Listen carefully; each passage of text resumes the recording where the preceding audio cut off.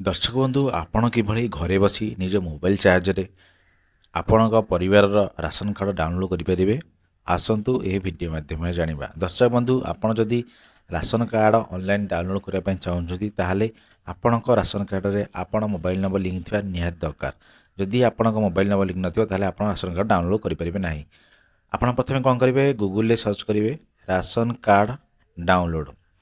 Ration card download लिखि search करने पर देखंतु एटी आपन को द्वितीय लिंक टी ओपन करिया पड़िबो, सिटीजनशिप डाउनलोड राशन कार्ड। आपण सही लिंक टी पर क्लिक करिया पड़िबो।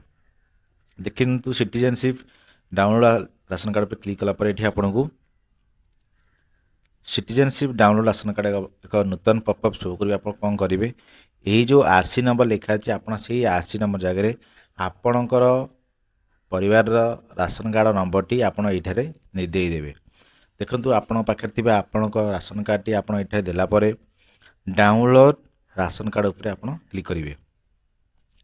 देखंतु डाउनलोड राशन कार्ड ऊपर क्लिक कला परे एठी आपणक रजिस्टर मोबाइल नंबर ऊपर को एक ओटीपी जाइदिबो। आपण सही ओटीपी टा कोन करिवे, एही ब्लैंक जगह रे भर नेबे।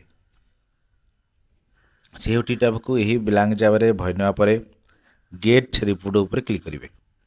गेट रिपोर्ट पर क्लिक कला पर देखंतु एठी आपणक परिवार राशन कार्ड टी आपनको शो करिवो। आपण कोन करिवे, तळकु स्क्रॉल करी डाउनलोड राशन कार्ड अछि आपण ता ऊपर क्लिक करिवे। एही डाउनलोड राशन कार्ड ऊपर क्लिक कला परे एहा आपणक मोबाइल रे किबा लैपटॉप रे सेव हो रही जो। सेव हो गला पर कोन करिवे, आपण आगु प्रिंटर सहायता रे आपण याको प्रिंट करी लैमिनेशन करनेबे, जहाँद्वारा आपणकर राशन कार्ड आपण पाखे रही। धन्यवाद।